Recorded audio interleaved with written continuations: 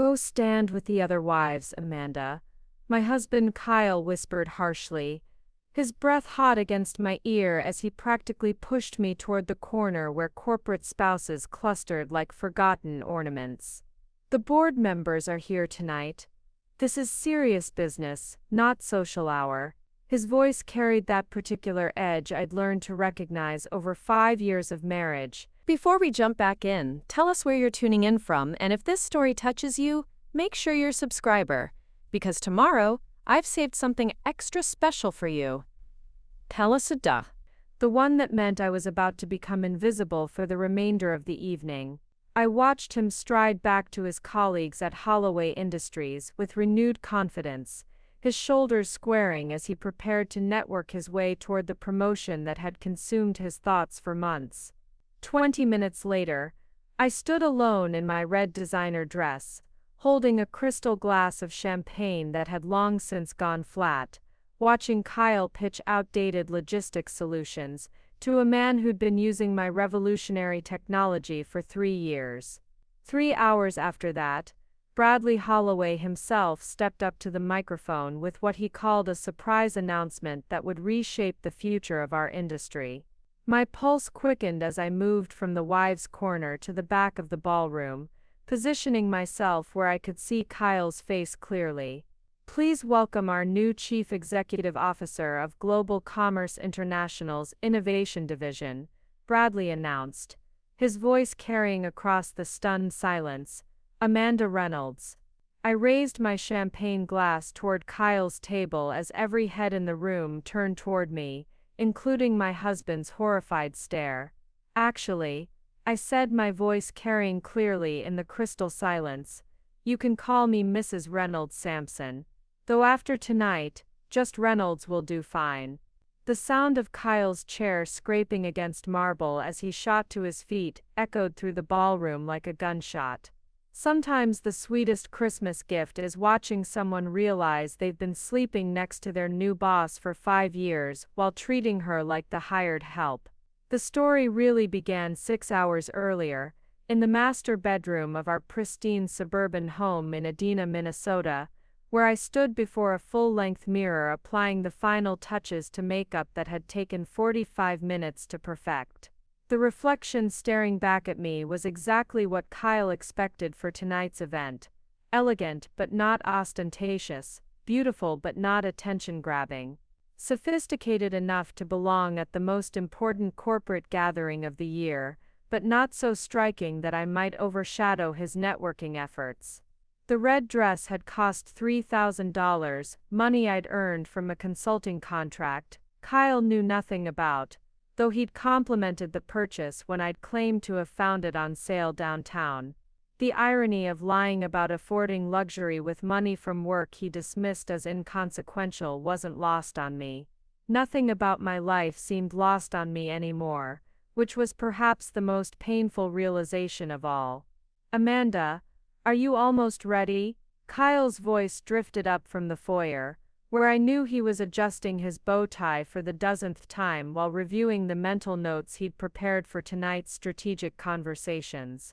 We need to be there by 7 if I want to catch Bradley Holloway before the cocktail hour gets too crowded.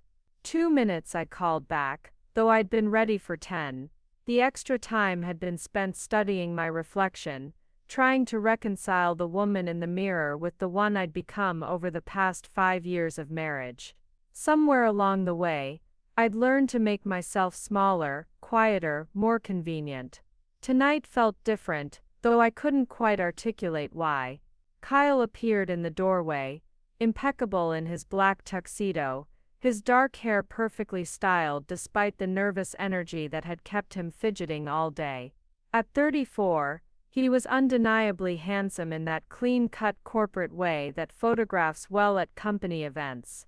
Looking at him now, I could still see traces of the ambitious man I'd fallen in love with 6 years ago at the Chicago Marketing and Logistics Conference, though that man seemed increasingly buried beneath layers of calculated professionalism and barely contained desperation for advancement. "You look beautiful," he said, but his eyes were already moving past me toward the clock on our bedside table. Perfect for tonight.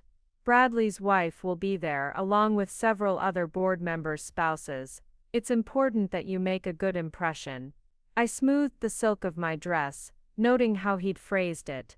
Not that we would make a good impression as a couple, but that I would make a good impression as his accessory. The distinction had become sharper over the years, though I'd been slow to recognize its significance. Of course, I replied, adding diamond earrings that had been a gift from my grandmother, one of the few possessions I still owned that Kyle hadn't somehow incorporated into his narrative of our shared success.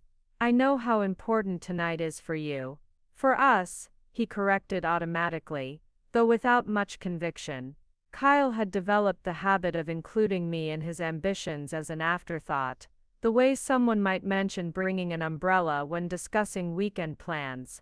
Necessary perhaps, but hardly central to the main event. The drive to downtown Minneapolis took 22 minutes through December streets lined with snow and twinkling lights that should have felt festive but instead seemed to mock the growing distance between us. Kyle spent the entire journey rehearsing his talking points aloud, practicing casual-seeming transitions between topics that would allow him to showcase his knowledge of industry trends and his vision for Holloway Industries' future growth. The key is to mention the Midwest expansion possibilities without seeming too aggressive, he murmured, adjusting his rearview mirror to check his appearance at a red light. Bradley's been talking about Chicago for months, and if I can position myself as the logical choice to spearhead that initiative. I nodded at appropriate intervals while watching the city lights blur past my window, my mind elsewhere. 3 blocks from the hotel, we passed the gleaming office complex that housed Reynolds Supply Chain Solutions, though Kyle had never bothered to visit despite my mentioning it numerous times over the years. The lights were still on in several windows,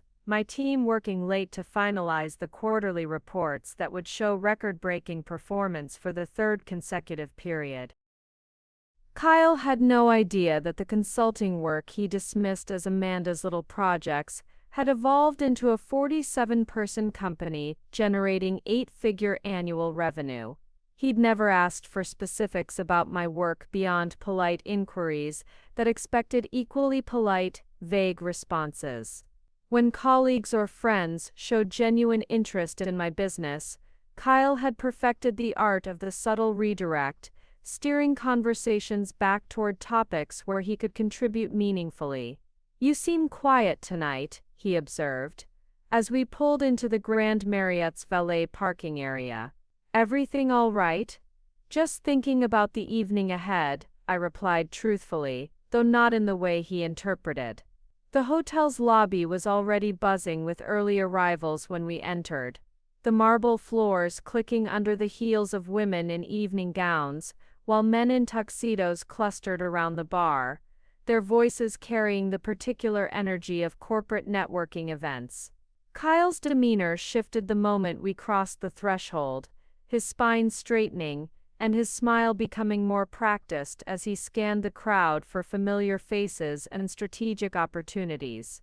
"There's Ryan Miles," he said, under his breath, nodding toward a silver-haired man near the concierge desk. "Perfect timing. I want to talk to him about the logistics optimization project before he gets pulled into other conversations." Ryan Miles was Kyle's direct supervisor, the current director of operations whose job Kyle coveted with an intensity that bordered on obsession.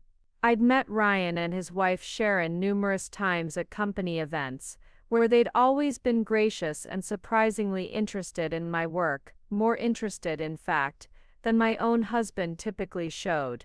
"Ryan," Kyle called out as we approached, his voice pitched at exactly the right level of enthusiasm. "Sharon, you look lovely tonight. Have you met my wife Amanda?" "Of course," Sharon replied warmly, kissing my cheek in greeting. "Amanda, how wonderful to see you again. Ryan was just telling me about that fascinating article you sent him last month about predictive analytics and supply chain management. He's been implementing some of those strategies with remarkable results. I felt Kyle's subtle tension at my elbow, the way he always responded when my professional knowledge received acknowledgement he couldn't easily redirect or diminish. Preparing and narrating this story took us a lot of time, so if you are enjoying it, subscribe to our channel. It means a lot to us. Now back to the story. Amanda does stay current with industry trends, he said, with that particular laugh that made my skin crawl. Always forwarding me interesting articles and research papers. It's helpful having someone who can keep track of all the technical developments while I focus on the strategic implementation. The casual dismissal was so smooth, so practiced, that Sharon might have missed it entirely if she hadn't been looking directly at me when he spoke. I saw something flicker in her expression, a moment of recognition perhaps, or confusion about why Kyle was crediting himself with expertise that clearly belonged to me. Actually, I said carefully, I didn't forward that article to Kyle.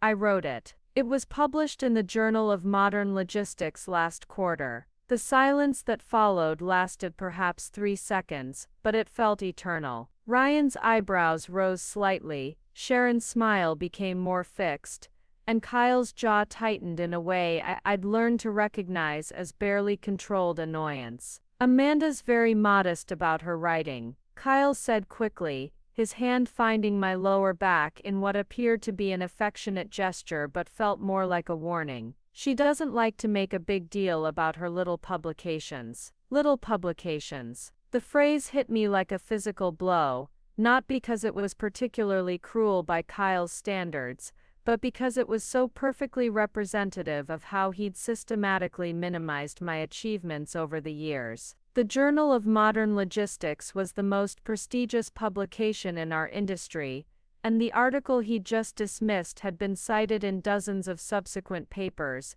and led to 3 Fortune 500 companies requesting consultations. Well, Ryan said, his tone carefully neutral, whoever wrote it, the insights have been invaluable. We've reduced our distribution costs by 37% since implementing those recommendations. That's wonderful, I replied, forcing enthusiasm into my voice, while Kyle's hand pressed more firmly against my back. I'm so glad the strategies worked well for your specific operational challenges. You should really consider speaking at the next industry conference, Sharon suggested. I'm sure attendees would be fascinated to hear about practical applications of your research. Actually, Kyle interjected smoothly, Amanda prefers to keep her consulting work low-key. She's not really comfortable with public speaking or the conference circuit. Too much attention makes her nervous, don't you, sweetheart? I stared at him for a moment.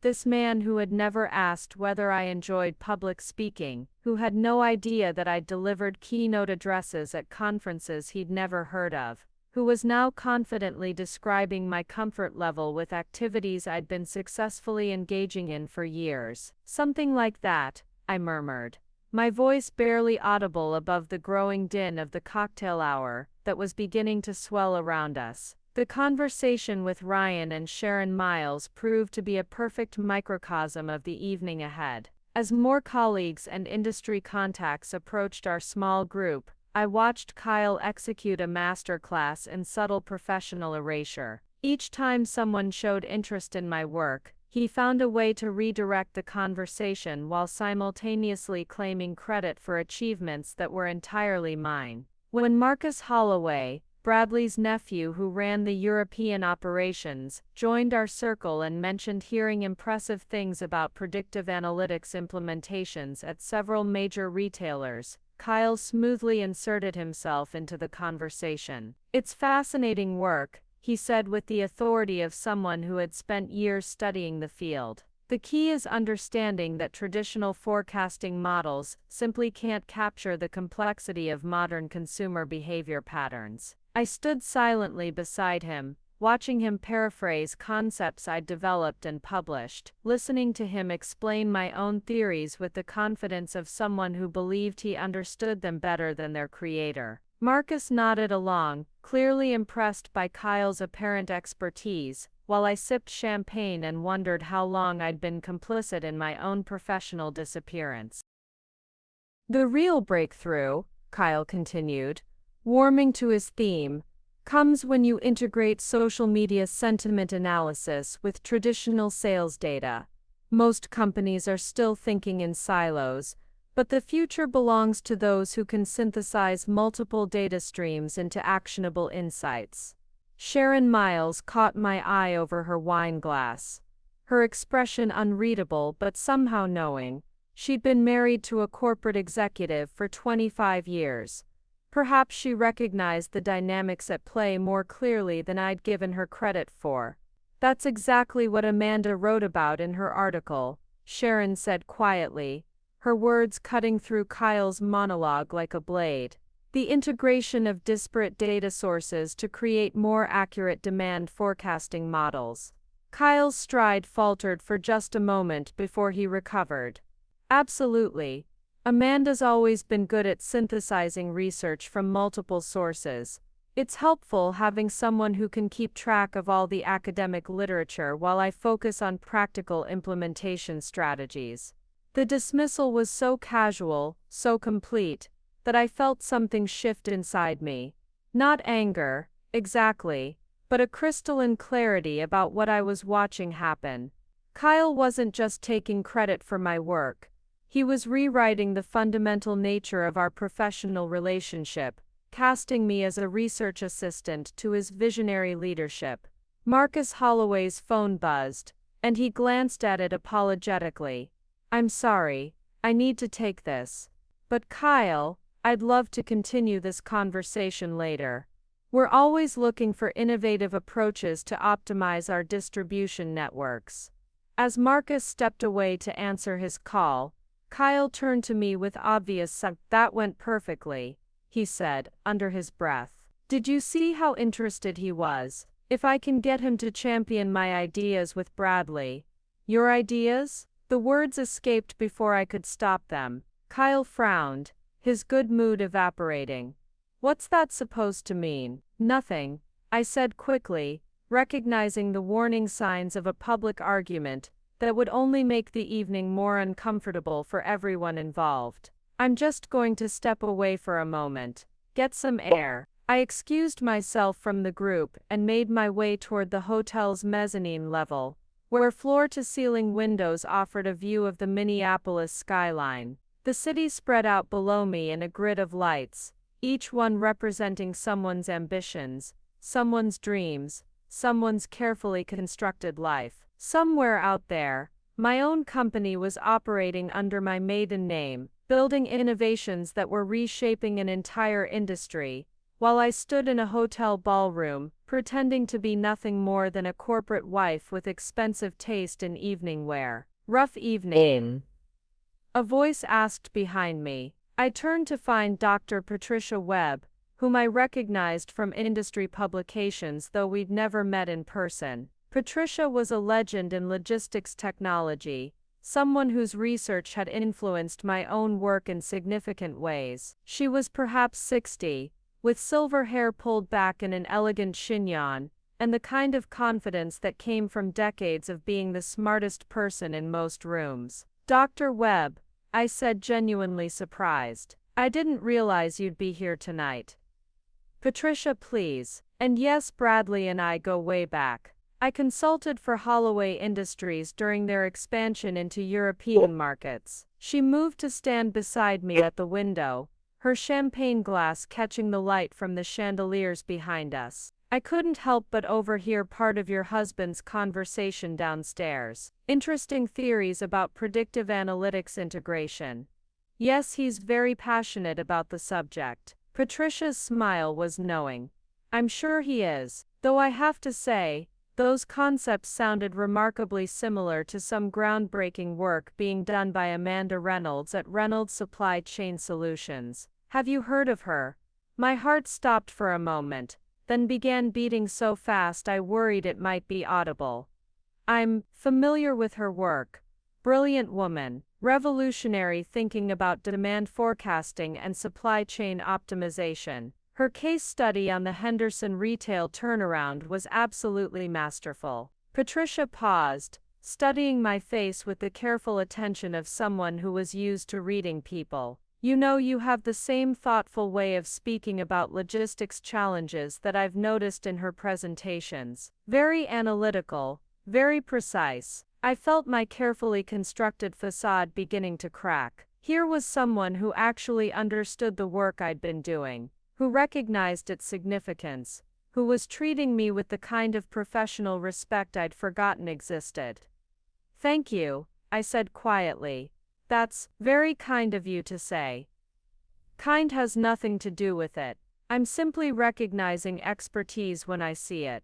Patricia's tone became more direct. "Amanda, may I ask you something personal?" I nodded, not trusting my voice. "How long have you been letting other people take credit for your achievements?" The question hit like a physical blow. I turned away from the window, looking back toward the ballroom, where Kyle was no doubt continuing to hold court with his borrowed expertise. Charming colleagues with insights he'd never bothered to understand when they came from his own wife. "I don't know what you mean," I said weakly. "Of course you do. You're Amanda Reynolds, aren't you? The Amanda Reynolds, whose algorithms have saved Fortune 500 companies millions of dollars in distribution costs. The Amanda Reynolds, who's been quietly revolutionizing supply chain management while apparently pretending to be nothing more than a supportive corporate spouse." The facade crumbled completely. I felt tears threatening and forced them back, unwilling to break down in front of someone I respected so deeply. "How did you know?" "Your husband's insights were word-for-word excerpts from your published papers. Either he's an incredibly gifted plagiarist, or you've been feeding him material for years while he takes the credit." Patricia's expression softened slightly.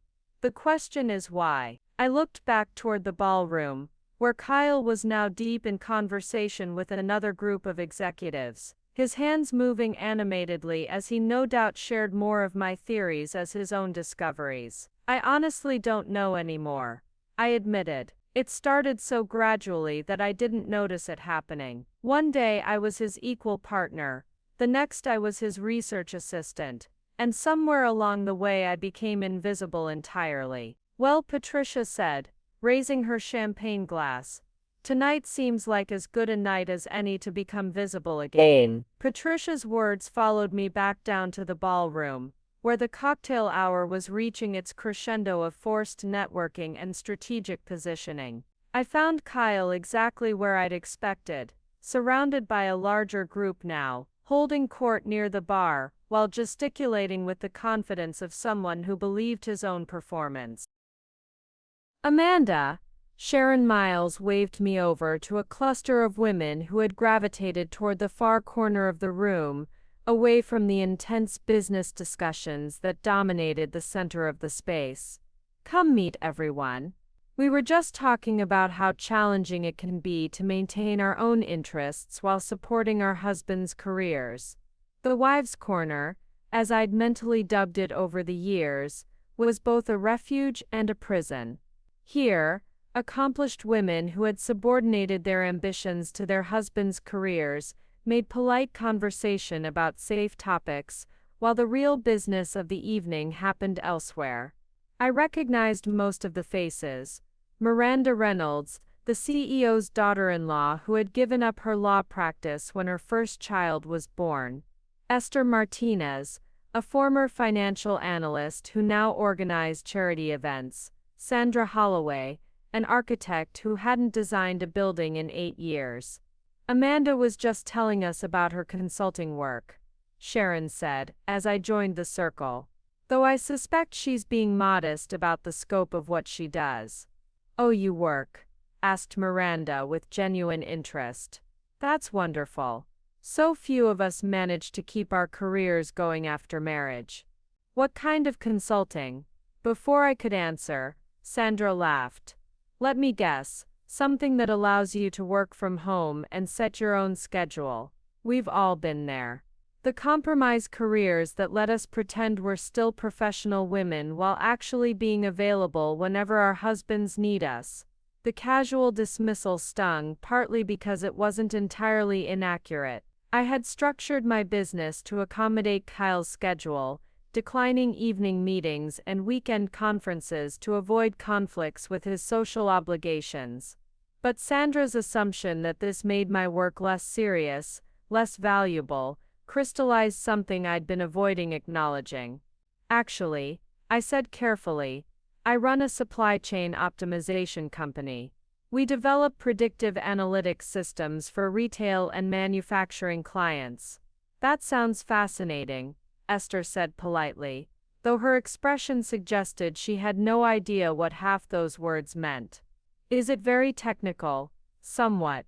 We work with companies to reduce inventory costs and improve delivery efficiency through better demand forecasting. How clever, Miranda exclaimed, and you can do all of that from your home office. Technology really has made remote work so much more feasible.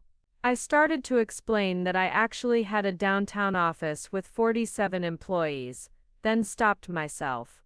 Something about the assumption that my work was small-scale, home-based, and accommodating felt familiar. This was exactly how Kyle described my business to his colleagues, significant enough to mention but not substantial enough to take seriously. It keeps me busy, I said, instead the bland non-answer I'd perfected over years of similar conversations. Well, I think it's wonderful that you found something you enjoy, Sandra said with the particular tone people used when discussing hobbies rather than careers. Ryan was just telling Marcus about some innovative logistics strategies they've been implementing. You probably helped with the research, didn't you? The assumption that my role had been assistive rather than creative was so automatic, so casually delivered, that I almost missed its significance. Here, surrounded by women who had made similar compromises, the idea that I might be the source rather than the supporter of professional innovation was literally unthinkable. Something like that, I murmured, accepting a fresh glass of champagne from a passing waiter. It's so important to stay intellectually engaged, Esther added kindly. I volunteer with the United Way's Strategic Planning Committee, and it really helps me feel like I'm using my business background constructively. I nodded and smiled and made appropriate responses while internally cataloging the assumptions being made about my life. That my work was secondary to Kyle's career. That it was accommodating rather than demanding. That it was helpful rather than groundbreaking. That I was supporting rather than leading. The conversation drifted to safer topics, children's activities, vacation plans, the challenges of managing household staff, while I half listened and watched Kyle across the room. He was deep in conversation with Bradley Holloway now, their heads bent together in the kind of intense discussion that suggested serious business was being conducted. Your husband is certainly making an impression tonight, Sandra observed, following my gaze. Bradley seems very engaged with whatever Kyle is telling him. Kyle's very passionate about logistics innovation, I replied automatically. It shows, he has such a commanding presence when he talks about industry trends. You can tell he really understands the technical complexities. Miranda paused thoughtfully. Does he ever pick your brain about strategies? I imagine your consulting work gives you insights that might be helpful for his corporate planning. The irony was so perfect that I almost laughed out loud. Kyle was at this very moment discussing strategies I had developed, using language I had written, presenting concepts I had originated, while his wife stood 30 feet away being congratulated for potentially contributing research support to his brilliant insights. Occasionally, I said, the understatement of the year delivered with practiced calm. That must be so satisfying, Esther said warmly. Being able to contribute to your husband's success in ways that draw on your own expertise. It's like having the best of both worlds, professional fulfillment and marital partnership.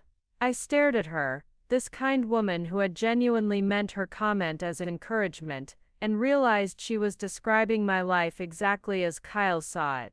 I was the supportive wife whose little consulting work provided helpful background research for his important career decisions.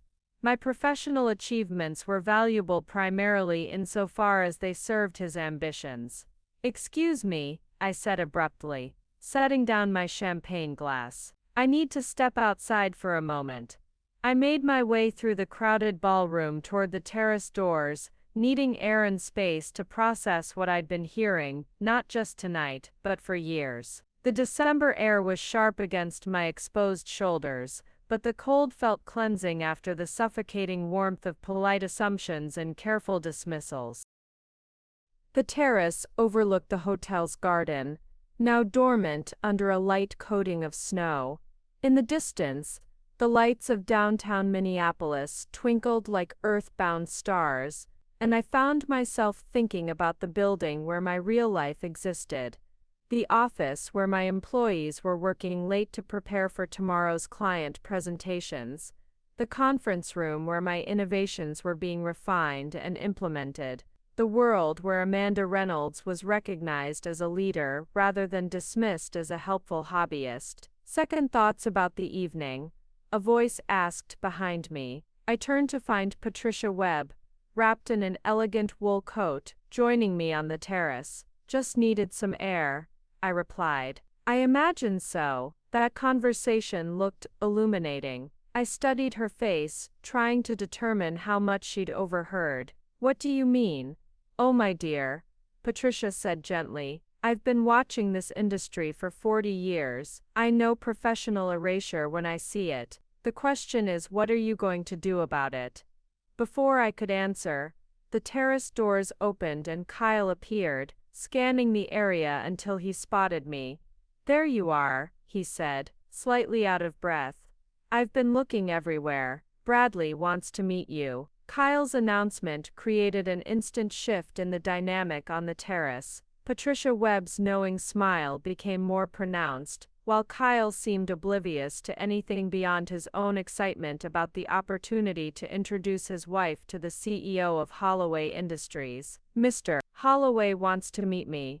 I asked, though the question was purely rhetorical. I knew exactly why Bradley Holloway might be interested in meeting Amanda Sampson, and it had nothing to do with my role as Kyle's supportive spouse. "He mentioned that Ryan had told him about your consulting work," Kyle said, already steering me toward the terrace doors. "Apparently he's curious about your perspective on some industry trends. It's a great opportunity to make a good impression." Patricia fell into step beside us as we headed back into the warmth of the ballroom. "How thoughtful of Mr. Holloway to take such an interest in Amanda's professional insights," she said with perfect innocence. Kyle barely acknowledged her comment, too focused on navigating through the crowd, toward where Bradley Holloway was holding court near the bar. As we approached, I could see the CEO was surrounded by the usual collection of senior executives and board members, all angling for FaceTime with the man who controlled their professional futures.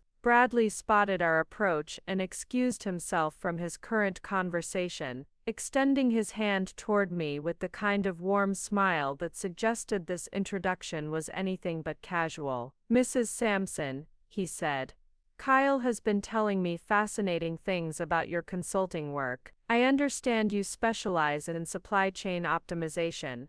"Among other things," I replied carefully, hyper-aware of Kyle's presence beside me and the dozen other people within earshot of our conversation. "Kyle mentioned that you've been following some interesting developments in predictive analytics. I'd love to hear your thoughts on how those technologies might be applied to large-scale distribution challenges." The question was perfectly crafted to appear casual while actually being quite specific. Bradley wasn't making polite conversation.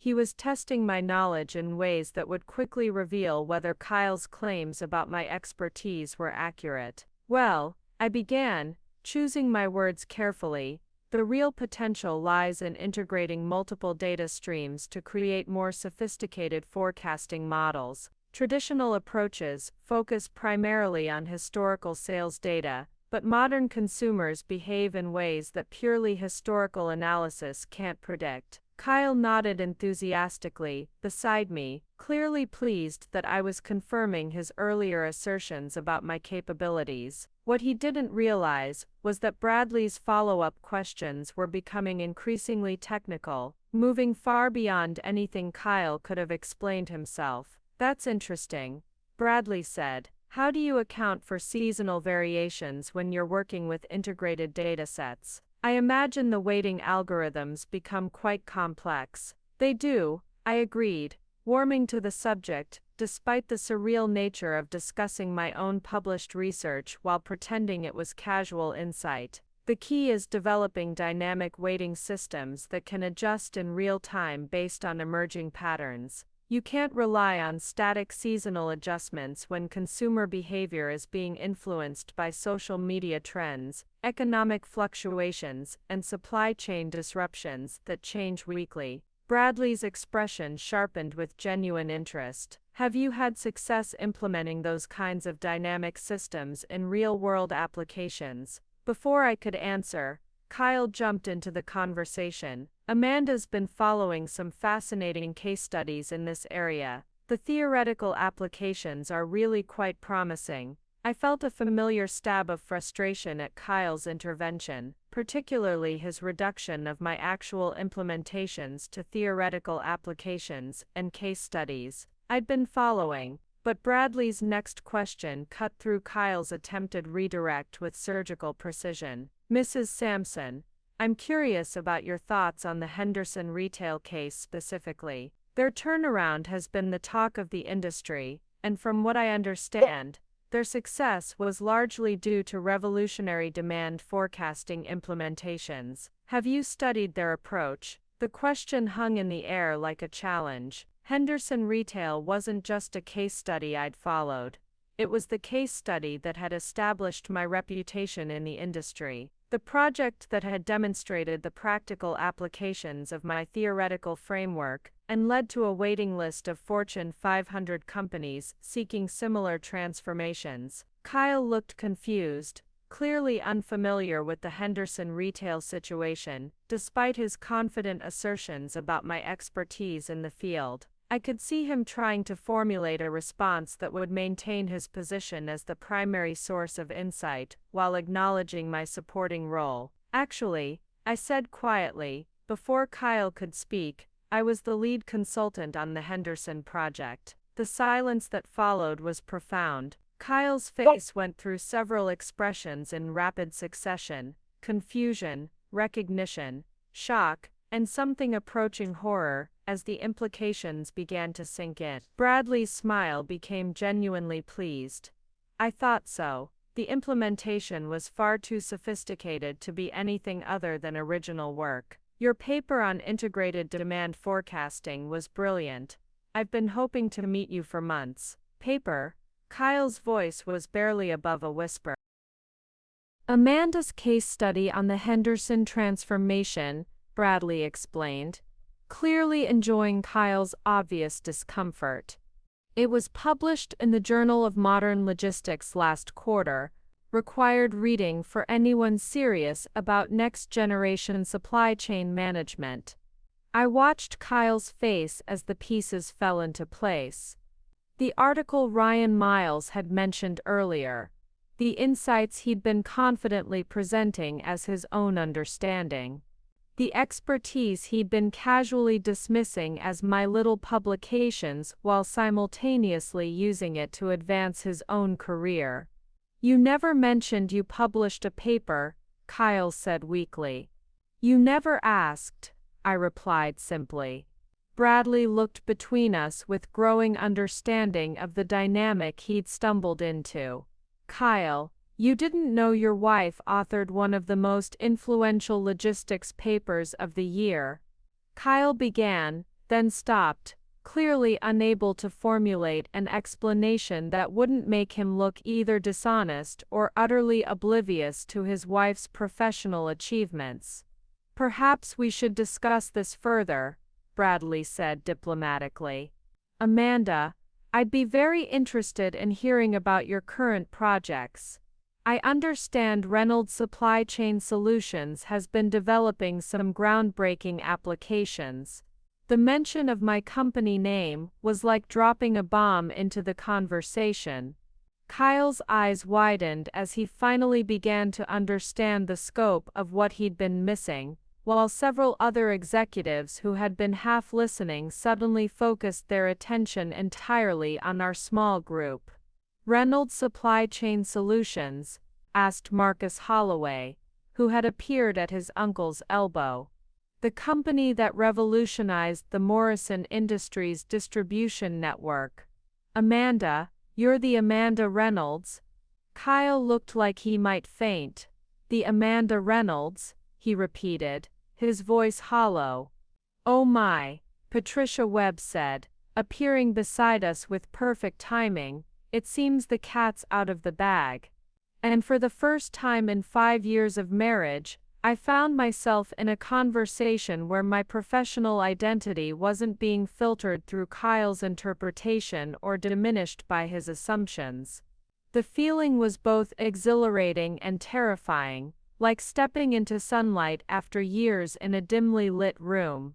The circle of executives around us had grown larger, drawn by the magnetic pull of a professional scandal unfolding in real time. Word was spreading through the ballroom with the efficiency of a corporate communications network. Kyle Sampson's wife wasn't just a supportive spouse with consulting hobbies, she was Amanda Reynolds, one of the most innovative minds in modern logistics. I have to admit, Marcus Holloway said, his tone carefully neutral, I'm somewhat confused about the timeline here. Kyle, you've been describing revolutionary logistics strategies that sound remarkably similar to Amanda's published work, but you seemed unaware that she was the author. Kyle's face had progressed from pale to an alarming shade of red. Beads of sweat were forming at his hairline despite the ballroom's carefully controlled temperature. Amanda and I discuss industry trends frequently. Sometimes it's difficult to remember which insights originated where. The explanation sounded weak even to my ears, and judging by the expressions around our circle, Kyle's professional reputation was taking damage with every word. That's understandable, Bradley said. Diplomatically, though his tone suggested it was anything but. Though I'm curious, Amanda, Kyle mentioned earlier that you prefer to keep your consulting work low-key, that public speaking makes you nervous. Yet I could have sworn I saw you deliver the keynote at the International Logistics Conference last spring. The trap was perfectly laid. I could feel Kyle's panic radiating beside me as he realized that his casual dismissals of my capabilities were being systematically dismantled by people who actually knew my professional record. You were there? I asked, genuinely surprised. The conference had been in Chicago, and I'd used my maiden name for all the materials. Front row, Bradley confirmed. Your presentation on real-time supply chain adaptation was extraordinary. Standing ovation, if I recall correctly. Hardly the behavior of someone uncomfortable with public speaking.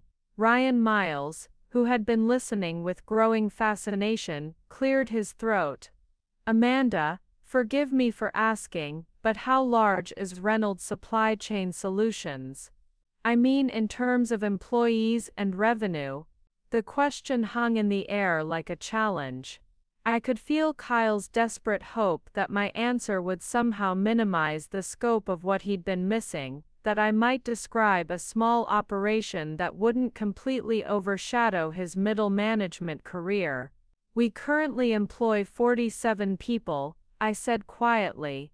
Last year's revenue was approximately $12.3 million. The silence that followed was absolute.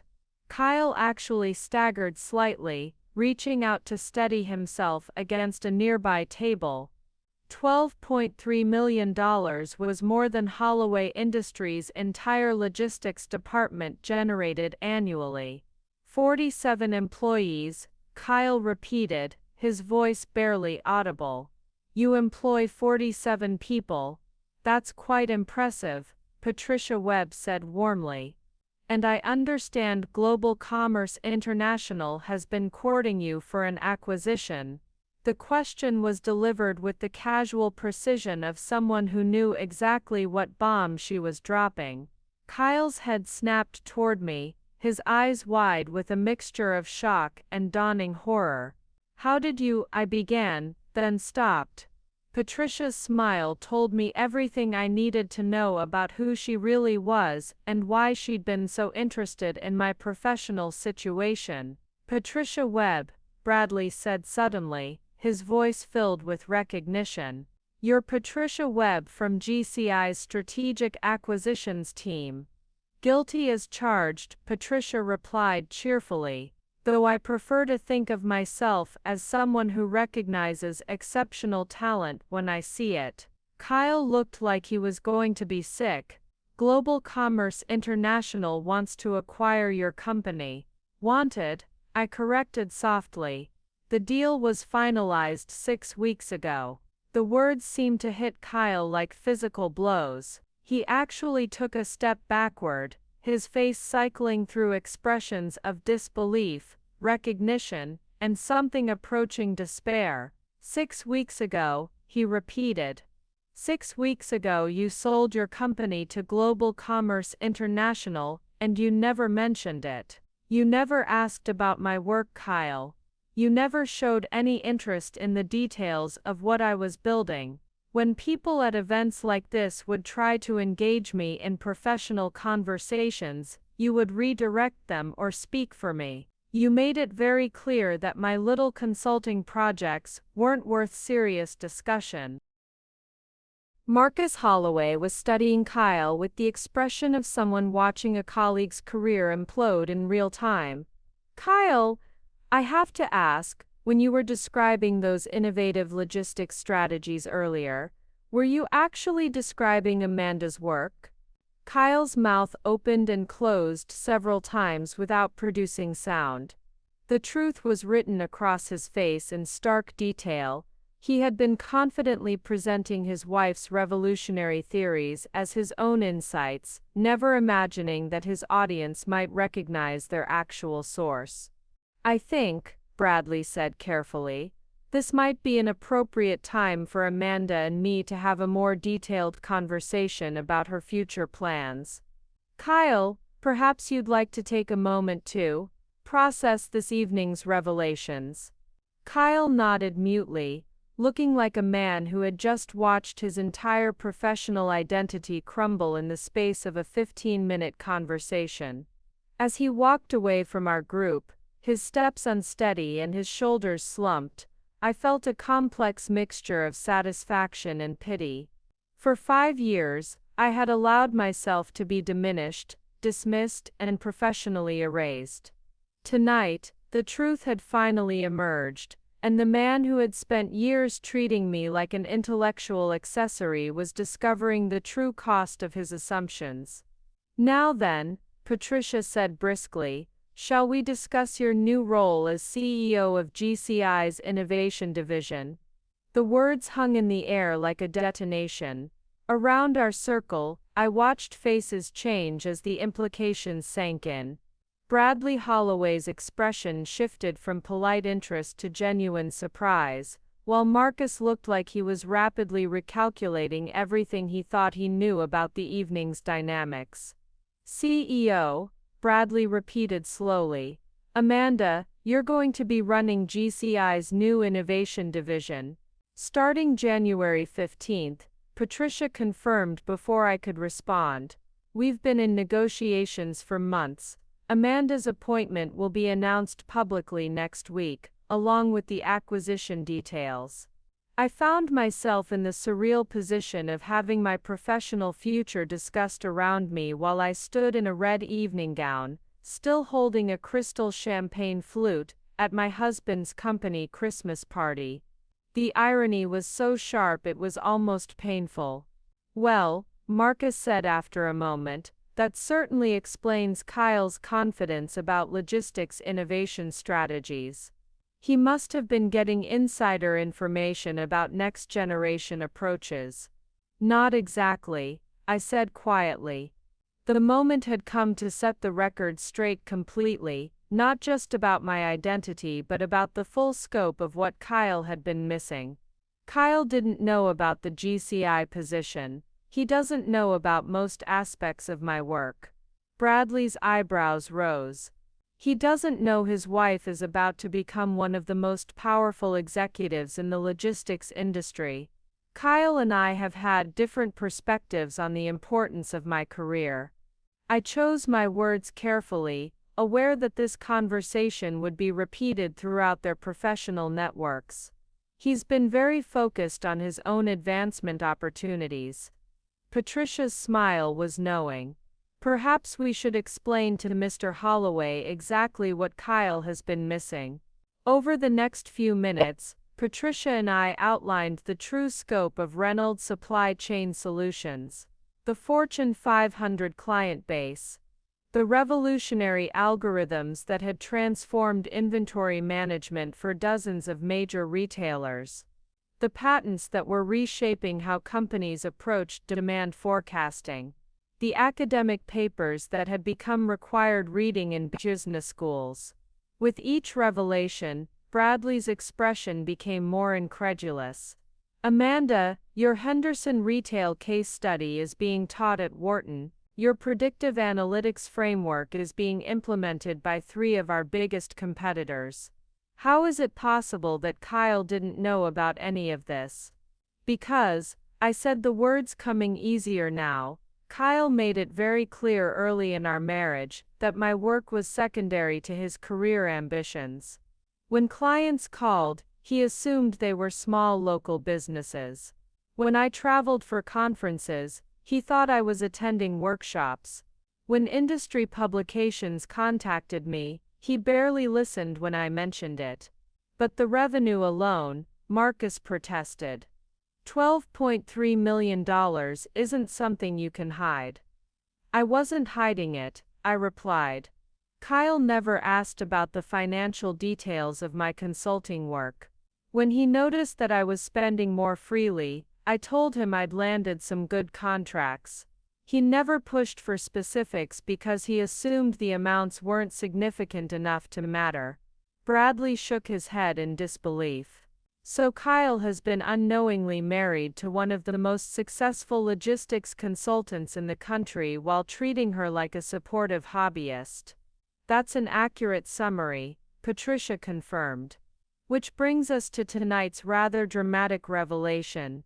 I looked across the ballroom, where I could see Kyle standing alone near the bar, staring into a glass of whiskey with the expression of someone whose entire worldview had just collapsed. Several colleagues had approached him during our conversation, but he'd waved them away, clearly in no condition for social interaction. The position at GCI, I said, returning my attention to our circle, includes relocation to New York and a substantial increase in responsibilities. I'll be overseeing a team of 200 researchers and analysts, with a budget that exceeds the annual revenue of most mid-sized companies. Congratulations, Bradley said, and his tone suggested he genuinely meant it. Though I imagine this creates some personal complications.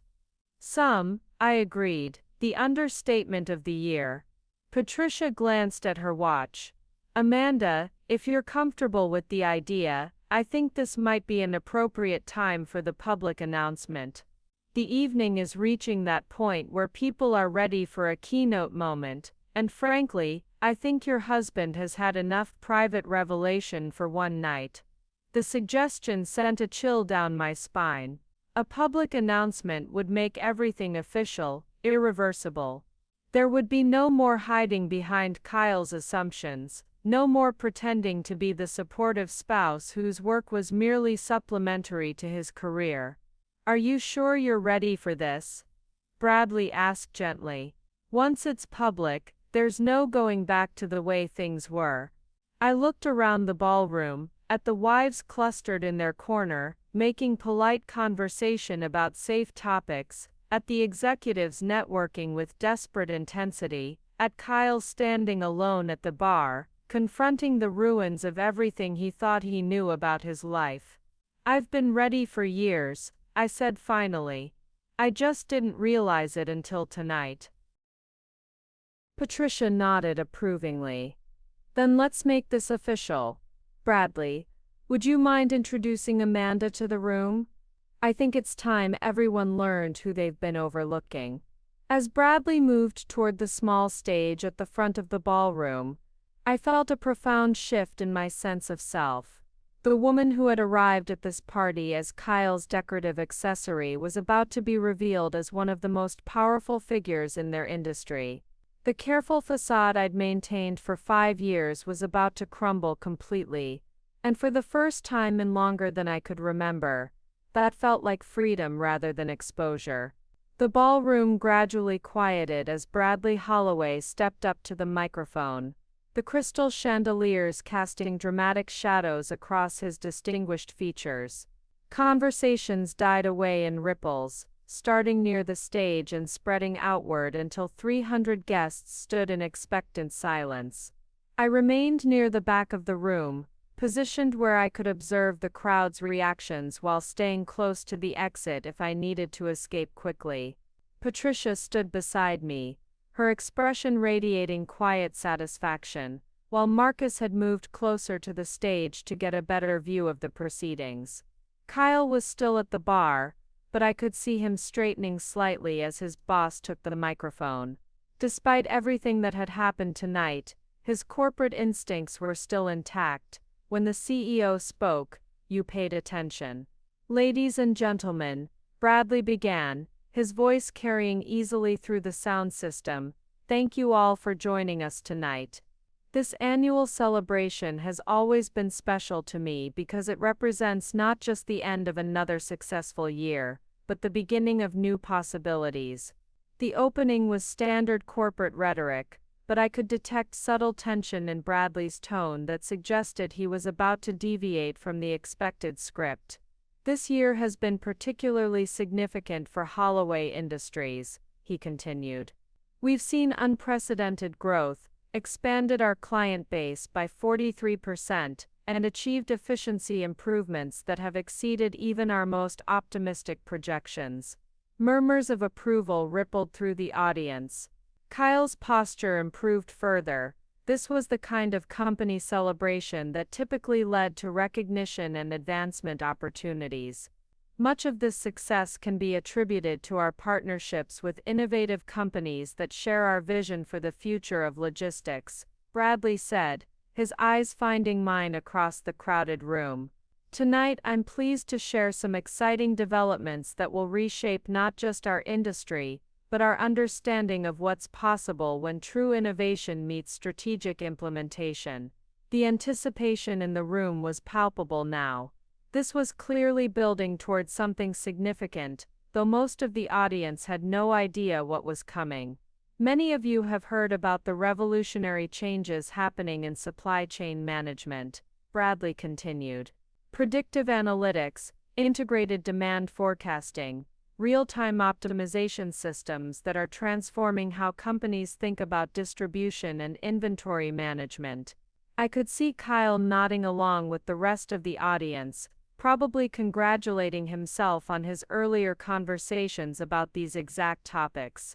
What you may not know is that many of these innovations have come from a single company, led by one of the most brilliant minds in modern logistics. Reynolds Supply Chain Solutions, under the leadership of Amanda Reynolds, has been quietly revolutionizing our industry, while most of us were still thinking in traditional terms. The first ripple of recognition passed through the crowd. Several people turned to look around the room, clearly wondering if this Amanda Reynolds was present among them. "Tonight," Bradley said, pausing for dramatic effect, "I'm thrilled to announce that Ms. Reynolds has accepted the position of Chief Executive Officer for Global Commerce International's new Innovation Division, effective January 15th. The applause began immediately, but it was confused, uncertain. People were clapping because they recognized that this was an important announcement, but most of them had no context for understanding what it meant. Furthermore, Bradley continued as the applause died down, I'm pleased to reveal that Amanda Reynolds has been working among us this evening, though perhaps not in the capacity many of you expected.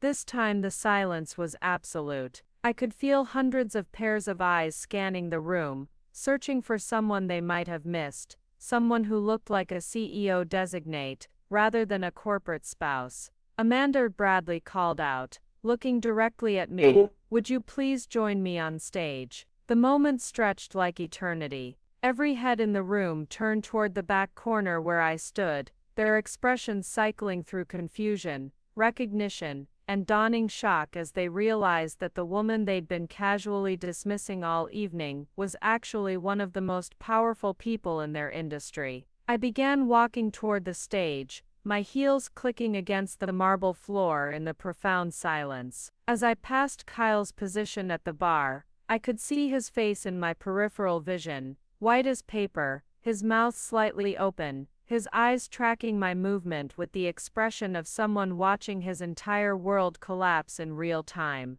The walk to the stage felt both endless and instantaneous. With each step, I could feel the weight of 5 years of diminishment falling away, replaced by something I'd almost forgotten existed, the confidence that came from being seen and recognized for who I actually was. When I reached the stage, Bradley extended his hand to help me up the steps, and for the first time all evening, I felt like I was exactly where I belonged. Ladies and gentlemen, Bradley announced as I took my place beside him at the microphone, Amanda Reynolds, soon to be one of the most influential executives in the logistics industry. The applause this time was thunderous, but it carried an undertone of shock and confusion that made it unlike any corporate recognition I'd ever witnessed. People were clapping for an achievement they were still trying to understand, celebrating a revelation that had fundamentally altered their perception of the evening's dynamics. I looked out over the crowd,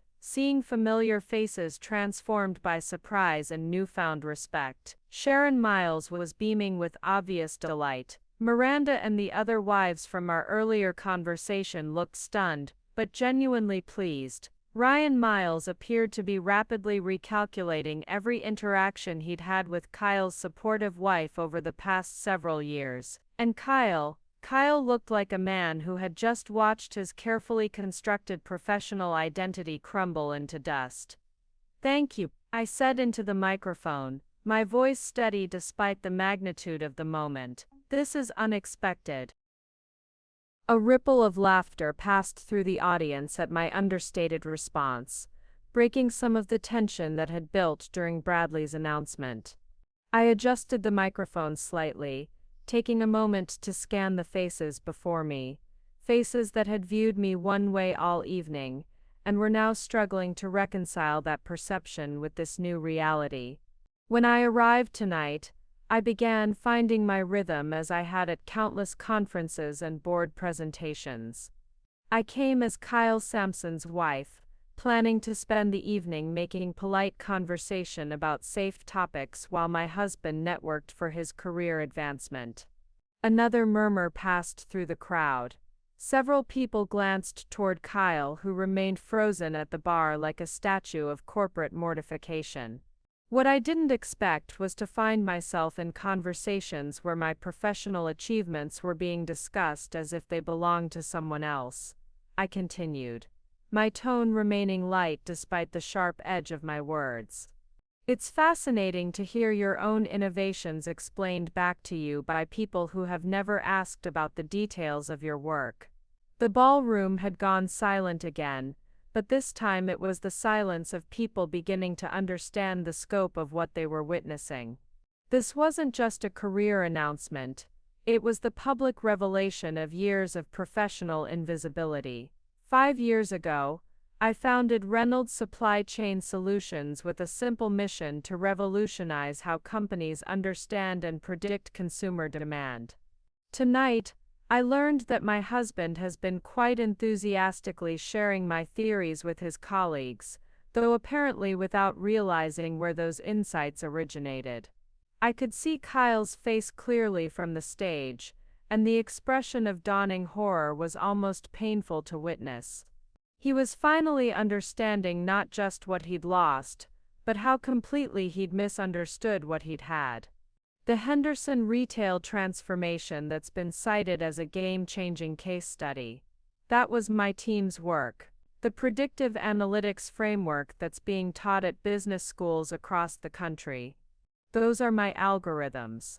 The demand forecasting innovations that have saved Fortune 500 companies millions in inventory costs. Those came from my research. With each revelation, I could see the audience's perception shifting. The polite corporate wives they'd been casually dismissing throughout the evening were looking at me with new respect, while the executives who had spent the night networking were realizing they'd overlooked the most important person in the room. But perhaps the most interesting development, I said, allowing a slight smile to play across my lips, is discovering that my work has been so influential that even my own husband has been unconsciously promoting it at industry events. This time the laughter was more genuine, though still edged with discomfort. Everyone could see Kyle's visible anguish from across the room. The position at Global Commerce International represents more than just a career opportunity, I continued, shifting to a more serious tone.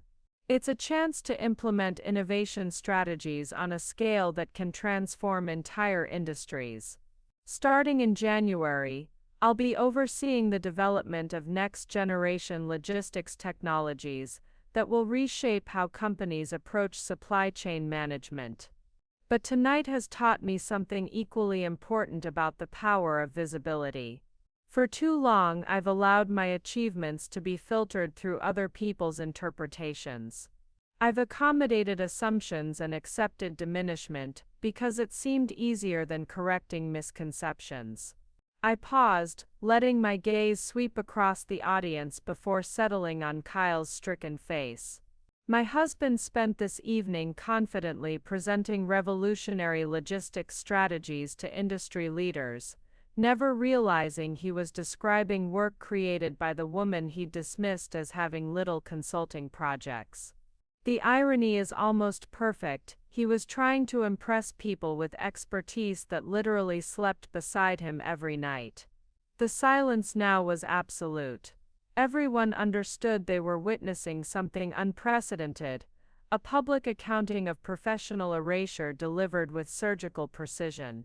Innovation often comes from unexpected places, I said, returning to a more diplomatic tone. Sometimes the most revolutionary solutions are developed by people who are systematically overlooked or underestimated. Tonight is about changing that dynamic. I looked directly at the wives' corner, where Miranda, Sandra, and the others stood with expressions of recognition and something approaching vindication. To the women in this room who have subordinated your ambitions to support your husband's careers, who have accepted being introduced as just wives while your expertise goes unrecognized, tonight is also for you. Your intelligence, your capabilities, your potential contributions don't disappear just because they're inconvenient for someone else's narrative. The applause that followed was different from any corporate recognition I'd ever received. It was personal, emotional, charged with the energy of people who had seen their own experiences reflected in my words. The logistics industry is about to change dramatically, I concluded. At GCI, we'll be developing technologies that most people can't yet imagine. But more importantly, we'll be creating an environment where innovation is recognized regardless of who creates it, where brilliant ideas are valued regardless of their source. I stepped back from the microphone as applause filled the ballroom, but my eyes remained fixed on Kyle. He was still standing at the bar, his champagne glass forgotten in his hand, looking like a man who had just watched his entire understanding of his life revealed as a delusion. Bradley returned to the microphone as the applause died down. I think we can all agree that Amanda's appointment represents a new chapter not just for Global Commerce International, but for our industry as a whole. Please join me in congratulating our incoming CEO.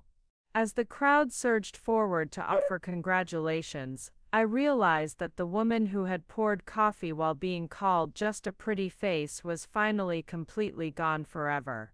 The next 30 minutes passed in a blur of handshakes, congratulations, and business cards pressed into my palm by executives who suddenly found my expertise invaluable. The transformation was so complete and immediate that it felt almost surreal. The same people who had been making polite small talk with Kyle's wife were now seeking strategic advice from the incoming CEO of GCI's Innovation Division. Amanda, I had no idea, Sharon Miles said, grasping my hands with genuine warmth. All those times we talked about supporting our husbands' careers, and you were building an empire right under our noses. Not under your noses, I corrected gently. I talked about my work constantly. The problem was that everyone, including me sometimes, had been trained to minimize its importance. Marcus Holloway approached with Patricia Webb, both wearing expressions of professional admiration mixed with personal fascination. I have to ask, Marcus said, how long have you been planning tonight's revelation? The timing is extraordinary. I wasn't planning anything, I replied honestly. Tonight was supposed to be about Kyle's networking opportunities. I had no intention of my appointment becoming public until next week. Patricia's smile was knowing. Sometimes the universe has its own schedule for these things. Though I have to admit, watching Kyle discover his wife's true professional stature in real time was quite illuminating. Across the ballroom, I could see Kyle still standing at the bar, though he was no longer alone. Ryan Miles had approached him, and judging by Kyle's body language, the conversation was not going well. Ryan's expression was carefully neutral, but I could read the professional distance that had suddenly appeared between them. Miss Reynolds, a voice said behind me, and I turned to find Dr. James Chen, the Northwestern professor I'd met earlier.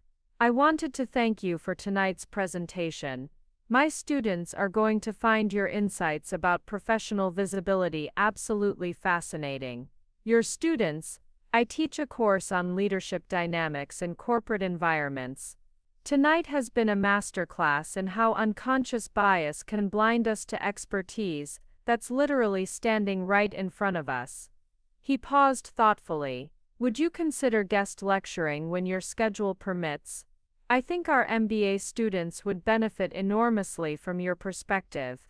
Before I could respond, another group approached, 3 executives from competing logistics companies, who had been at the party as Bradley's guests. The shift in their demeanor from polite corporate courtesy to genuine professional interest was remarkable. Amanda, said the first, a woman named Dr. Sarah Mitchell from Peterson Logistics, I've been following your work for months through industry publications.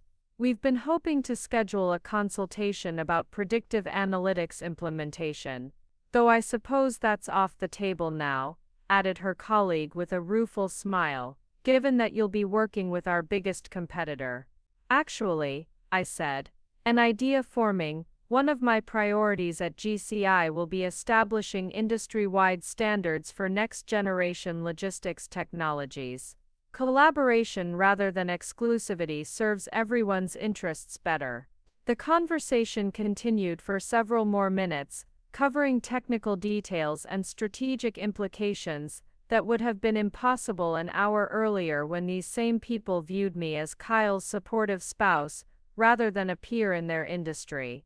Eventually, the crowd around me began to thin as people returned to their own conversations, and I found myself with a brief moment to observe the transformed dynamics of the ballroom.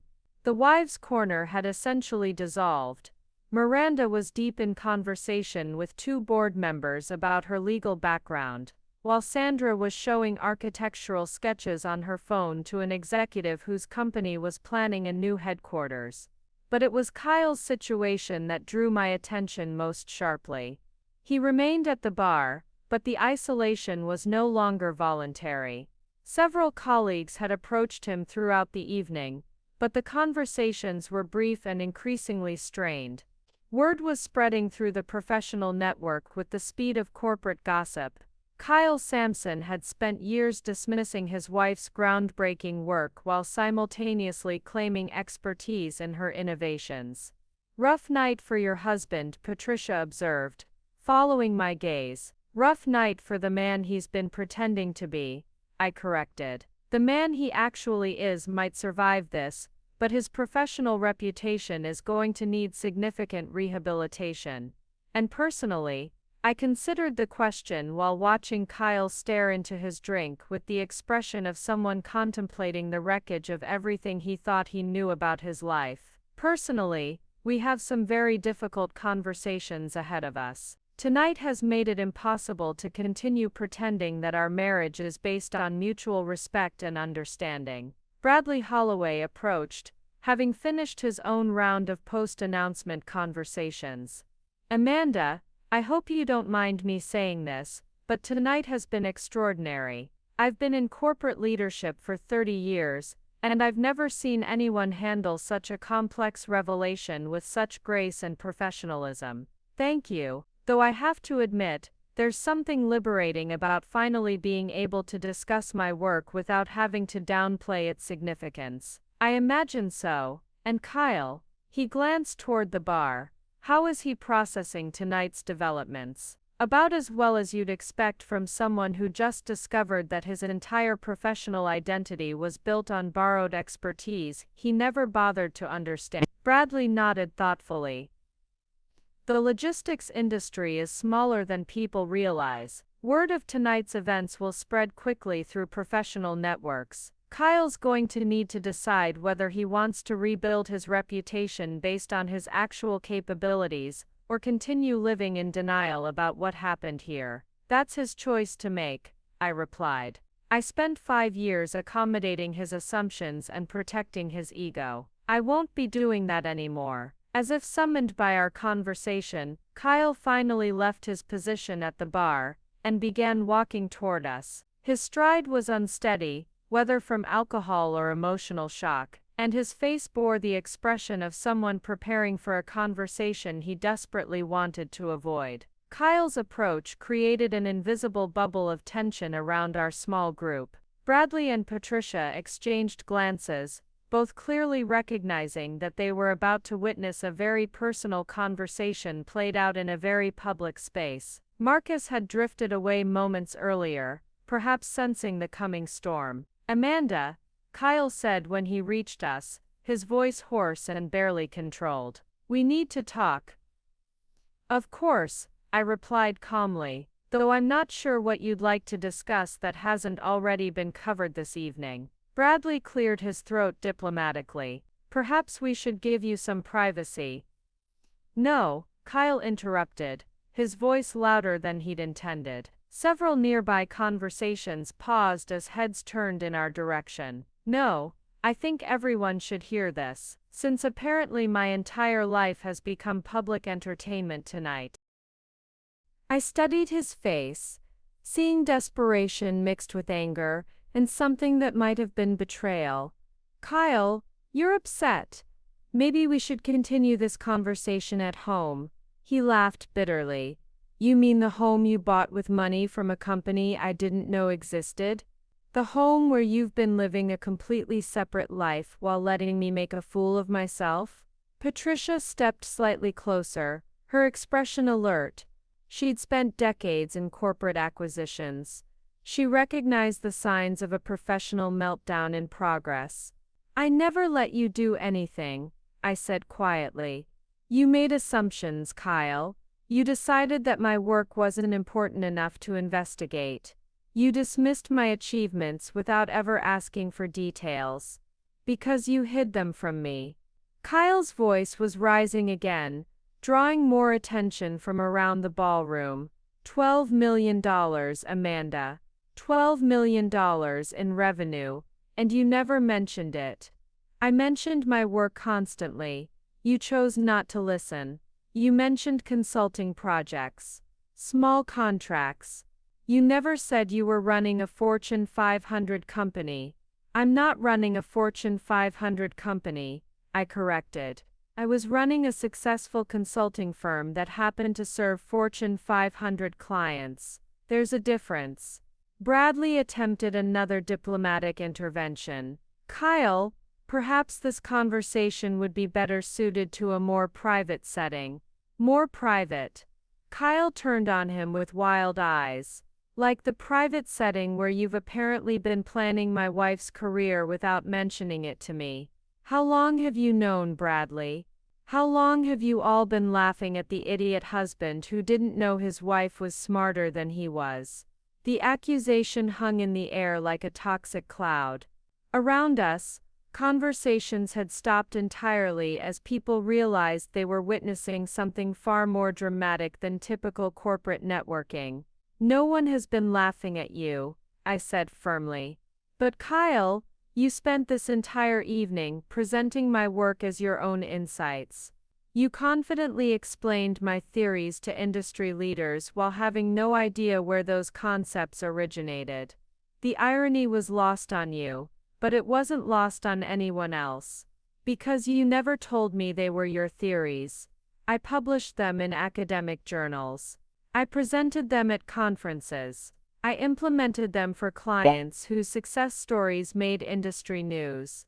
The information was available to anyone who cared enough to pay attention. Kyle's face was flushed with alcohol and humiliation. So this is my fault. I'm supposed to read every academic paper my wife publishes. I'm supposed to track down every conference she attends. You're supposed to show basic interest in your wife's professional life, Patricia said quietly, her voice cutting through Kyle's bluster with surgical precision. You're supposed to know what she does for a living. Kyle spun toward her. Who asked you? This is between my wife and me. Actually, Patricia replied with perfect calm. As the executive who recruited Amanda for her new position, I have a professional interest in ensuring she's supported by her personal relationships. Tonight has been quite illuminating in that regard. Recruited? Kyle's voice cracked slightly. You recruited her? How long has this been going on? I took a deep breath, recognizing that we'd reached the point where the complete truth was inevitable. 6 months, Kyle. Global Commerce International approached me 6 months ago about the acquisition and the CEO position. The silence that followed was profound. Kyle stared at me as if I'd spoken in a foreign language, his brain clearly struggling to process the timeline implications. 6 months, he repeated slowly. For 6 months, you've been planning to leave Minneapolis, leave your marriage, start a new life, and you never mentioned it. I've been planning to accept a career opportunity, I corrected. The personal implications were something I was still working through. Working through? Kyle's laugh was harsh and bitter. Working through whether to tell your husband that you're about to become more successful than he'll ever be. Working through whether to mention that you're leaving him behind while you conquer the corporate world. The pain in his voice was genuine, and for a moment I felt a flicker of the sympathy that had kept me accommodating his limitations for 5 years. But only for a moment. I was working through whether our marriage could survive the truth, I said quietly.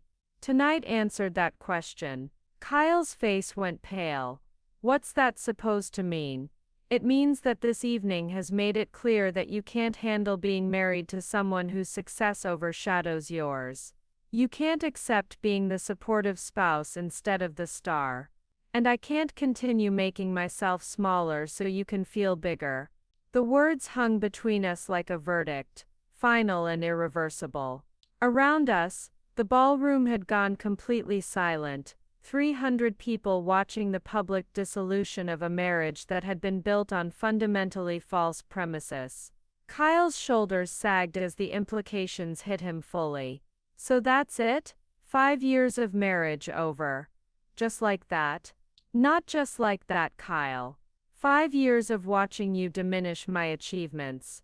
5 years of accommodating your assumption that your career mattered more than mine. 5 years of being introduced as your supportive wife while my own work was dismissed as unimportant hobbies. I paused, looking around the silent ballroom before returning my gaze to his stricken face. Tonight didn't end our marriage, Kyle. Tonight just made it impossible to pretend that our marriage was ever based on mutual respect. The silence that followed my words was so complete that I could hear the faint hum of the hotel's air conditioning system. 300 people stood frozen in tableau, witnesses to the complete unraveling of what had appeared to be a successful corporate marriage. Kyle's face cycled through several expressions: shock, denial, anger, and finally something approaching desperation. Amanda, you can't be serious. We can work this out. I know I made mistakes tonight, but mistakes? I interrupted, my voice calm but carrying clearly across the silent ballroom. Kyle, this wasn't a series of mistakes. This was 5 years of systematic dismissal. Tonight was just the first time it happened in front of people who actually knew better. I never dismissed you. You introduced me as someone who keeps busy with little hobbies, while I was generating more revenue than your entire department. You spoke for me every time someone showed professional interest in my work. You confidently explained my own theories to industry leaders while describing me as someone who doesn't understand the corporate world. Each example hit Kyle like a physical blow. Around us, I could see nods of recognition from people who had witnessed these exact dynamics play out throughout the evening. But I was proud of your work, Kyle protested weakly. I always supported your consulting. You were proud of having a wife who was smart enough to make you look good, but not threatening enough to overshadow you, I corrected. The moment you discovered the true scope of what I'd built, your first reaction was anger at being left out, not pride in my achievements. Patricia Webb stepped forward slightly, her expression professional but sympathetic. Kyle, I think Amanda has made her position quite clear. Perhaps it would be best if— Best for who? Kyle snapped, his composure finally cracking completely. Best for the corporate acquisition team that's been secretly recruiting my wife. Best for the industry leaders who've been watching me make a fool of myself. Best for everyone except the man whose life is being destroyed on national television. We're not on television, Bradley said quietly, but I understand your frustration. However, Amanda's professional decisions aren't subject to your approval, and this public confrontation isn't helping anyone. Kyle turned on him with wild eyes. Professional decisions. She's leaving the state. She's ending our marriage. She's taking a job that will make her more powerful than anyone in this room. And you call that a professional decision? I call it an inevitability, Bradley replied with careful neutrality. Amanda's talents were always going to be recognized eventually. Tonight simply accelerated that timeline. Accelerated by who? Kyle demanded. Whoa. Who decided that my wife needed to be humiliated publicly? Who planned this whole evening to make me look like an idiot? No one planned anything, I said firmly. Kyle, you created this situation entirely by yourself. You spent years treating me like an intellectual accessory while claiming expertise in work you'd never bothered to understand. Tonight's revelation was simply the natural consequence of that behavior. Natural consequence. Kyle's laugh was bitter and desperate. The natural consequence of loving someone, of building a life together, of trusting my partner to be honest with me. The natural consequence of taking your partner for granted, I corrected. Of assuming that your career was more important than hers. Of never showing enough interest in her work to discover that she was revolutionizing an entire industry. The words seemed to drain the fight out of Kyle. His shoulders slumped, and for the first time all evening he looked less angry than simply broken. 5 years, he said quietly. 5 years, and I never knew who you really were. You never asked, I replied gently. You were so focused on who you needed me to be that you never showed curiosity about who I actually was. Ryan Miles appeared at Kyle's elbow, his expression carefully professional but concerned. Kyle, perhaps we should step outside, get some air, discuss the implications of tonight's developments. Kyle looked at him with the expression of someone finally understanding that his professional relationships had been fundamentally altered by the evening's revelations. Implications for what? My career? My future at Holloway Industries? My prospects for advancement, now that everyone knows I've been presenting my wife's work as my own insights. Ryan's discomfort was obvious. We should discuss this privately. There's nothing left to discuss privately, Kyle said with sudden clarity. Is there, Ryan? My professional reputation is finished. Everyone in this room now knows that I've been confidently presenting revolutionary logistics strategies while having no idea they were developed by the woman I dismissed as having little consulting projects. The admission hung in the air like a confession. Around us, executives who had spent the evening networking suddenly found themselves reconsidering every interaction they'd had with Kyle over the years. Kyle, I said softly, your professional reputation doesn't have to be finished, but it will need to be rebuilt on your actual capabilities rather than borrowed expertise you never understood. And us? He asked, his voice barely above a whisper. Is that finished too? I looked at this man I'd been married to for 5 years, this person who had shared my bed and my daily life while never bothering to discover that I was transforming an entire industry. The sadness I felt was profound, but it was the sadness of mourning something that had never really existed. Kyle, we were never really S's in the way that mattered. We were you, with me as a supporting character in your professional narrative. Tonight made it impossible to continue that dynamic. So you're choosing your career over our marriage. I'm choosing authenticity over accommodation.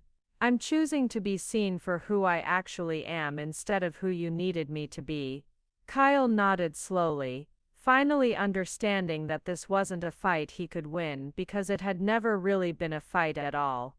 It was simply the moment when 5 years of fundamental misunderstanding finally became impossible to ignore. I suppose, he said with resignation, there's nothing left to say.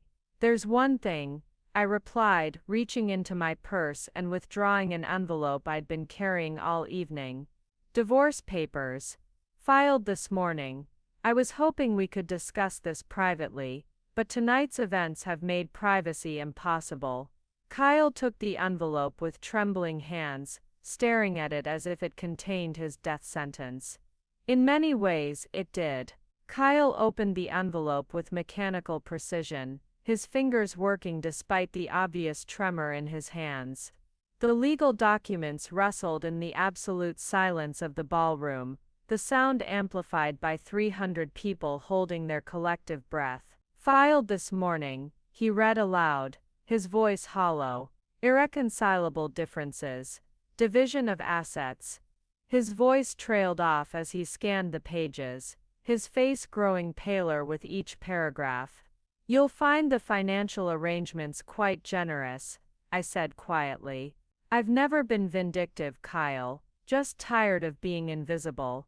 Generous, he repeated, looking up from the papers with something approaching hysteria in his eyes. You're giving me an allowance from your secret fortune. How generous indeed. I'm giving you exactly what you contributed to our partnership, I corrected. The house will be yours, along with half of our joint savings and your full pension. You'll be financially comfortable. Financially comfortable. Kyle laughed bitterly. While you become one of the most powerful executives in corporate America. Yes, I can see how that's equitable. Patricia Webb stepped forward, her expression professionally sympathetic but firm. Kyle, I think it would be best if you took some time to process tonight's developments privately. This public forum isn't serving anyone's interests. Public forum. Kyle turned on her with renewed anger. This was supposed to be my company's Christmas party. This was supposed to be my networking opportunity. Instead, it's become the public execution of my professional and personal life. No one executed anything, I said firmly. Kyle, you spent this entire evening confidently presenting my work as your own insights. You dismissed my expertise while simultaneously depending on it to advance your career. Tonight simply made those contradictions impossible to ignore. Because you planned it that way. I planned nothing. Global Commerce International approached me about the acquisition months ago. Patricia's presence here tonight was coincidental. She's been attending industry events for years. Bradley's decision to make the announcement public was spontaneous, based on the conversations he'd observed. Kyle looked around the silent ballroom, taking in the faces of colleagues who were studying him with mixtures of fascination, pity, and professional calculation. His career at Holloway Industries was effectively over, not because of any formal action, but because his credibility had been so thoroughly demolished that recovery would be impossible. So that's it, he said, finally. 5 years of marriage dismissed with legal paperwork. My career, destroyed by revelations I never saw coming. My future, redefined by discoveries I was never allowed to make. You were allowed to make them, I replied gently. I talked about my work constantly, Kyle. I invited you to my office dozens of times. I sent you copies of my published papers. I mentioned conferences and client meetings and business developments. You chose not to pay attention because you decided my work wasn't important enough to warrant your interest. The accusation hit its target with devastating accuracy. Kyle's shoulders sagged as he finally confronted the magnitude of his own willful ignorance. I thought, he began, then stopped. I thought I was the successful one. I thought I was the one with the important career, the strategic vision, the industry expertise. I thought you were supporting my ambitions while pursuing your own little interests on the side. And therein lies the problem, Patricia observed. You thought your career was important and hers was supplementary. You thought your success mattered and hers was decorative. You thought your expertise was valuable and hers was amateur. Because she let me think that, Kyle protested desperately. No, I said firmly. Because you needed to think that. Because acknowledging the true scope of my achievements would have threatened your self-image as the successful partner in our marriage. Bradley Holloway, who had been observing the exchange with professional fascination, finally intervened. Kyle, I think Ryan's suggestion about getting some air is wise. This conversation has reached its natural conclusion. Has it? Kyle looked around the ballroom one final time, his gaze taking in the faces of colleagues who would remember this evening for the rest of their careers. Has it really concluded, or is this just the beginning of my professional destruction? That depends entirely on you, I replied. Kyle, you have legitimate skills and real knowledge about logistics operations. But you'll need to rebuild your reputation based on what you actually know, rather than what you've been claiming to understand. And personally? What about us personally? The question hung in the air between us, freighted with 5 years of shared history and mutual misunderstanding. I looked at this man who had been my husband, this person who had loved me according to his own limitations while never bothering to discover who I actually was. Personally, Kyle, we should have had this conversation years ago. We should have established mutual respect and genuine partnership from the beginning. But we didn't, and now it's too late. Because you're leaving. Because you never really saw me in the first place. Kyle folded the divorce papers carefully, sliding them back into their envelope with the same mechanical precision he'd used to open them. When he looked up, his eyes held a clarity they'd lacked all evening. I suppose, he said with quiet dignity, there's nothing left to fight for if there was never really anything there to begin with. I'm sorry, I said and meant it. I'm sorry we couldn't find a way to build something real together. Kyle nodded once, turned without another word and walked toward the ballroom exit. His stride was steadier now, as if accepting the inevitable had given him back some measure of control over his own movements. Ryan Miles hesitated for a moment, clearly torn between professional obligations and personal concern, then followed Kyle toward the exit. Several other Holloway Industries executives exchanged glances before discreetly making their own departures. In the space of 10 minutes, the ballroom had transformed from a networking event into a wake for a marriage that had never really existed and a career that had been built on borrowed expertise. I remained on the stage, looking out over an audience that now saw me completely differently than they had when the evening began. The silence that followed Kyle's departure was different from the shocked quiet that had dominated the earlier confrontation. This was contemplative, expectant, the silence of people processing a fundamental shift in their understanding of power dynamics and professional relationships. I stepped back to the microphone, feeling the weight of 300 pairs of eyes focused on me with an intensity that had nothing to do with polite corporate courtesy. "Well," I said, allowing a slight smile to play across my lips, that was certainly more dramatic than anyone expected from a Christmas party. A ripple of nervous laughter passed through the audience, breaking some of the tension that had built during the previous hour. "I want to thank you all for witnessing what was undoubtedly the most honest conversation Kyle and I have had in 5 years of marriage," I continued, "though I suspect you all would have preferred to observe it from a greater distance." More laughter now, genuine rather than nervous, as people began to relax into this new dynamic. "What you've seen tonight is something that happens in boardrooms and conference rooms across the country every day, the systematic dismissal of expertise based on assumptions about whose contributions matter. The difference is that tonight, those assumptions were challenged publicly." I paused, scanning the faces before me. The wives' corner had completely dissolved. Miranda was standing with a group of executives, Sandra was deep in conversation with the hotel's architect about design innovations, and Sharon Miles was networking with the confidence of someone whose professional background had suddenly become relevant again. Starting in January, I'll be moving to New York to begin my role as CEO of Global Commerce International's Innovation Division. But before I leave Minneapolis, I want to make something very clear: what happened here tonight wasn't about revenge or humiliation. It was about the cost of invisibility. The ballroom was completely silent again, but this time the quiet was engaged, focused. For 5 years, I allowed myself to be professionally invisible because it seemed easier than challenging assumptions. I accommodated dismissal, accepted diminishment, and enabled my own erasure because confronting the truth felt too difficult, too disruptive, too uncomfortable. But invisibility has its own costs. When you allow others to define your worth, you lose more than just professional recognition, you lose yourself.